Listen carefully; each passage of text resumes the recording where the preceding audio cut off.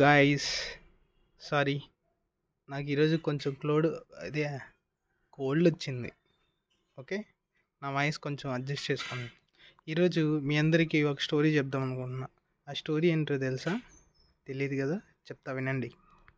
చూస్తున్నారు కదా వీడు ఏం చేస్తున్నాడు.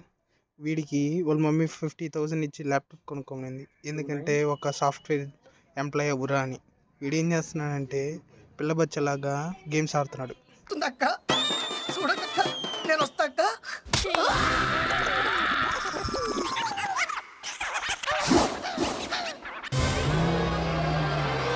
కాలేజీలో పోరగాళ్ళ మధ్య తిరిగేటువంటి ఇక్కడ ఈ బర్ల మధ్య తిరగాల్సి వస్తుంది.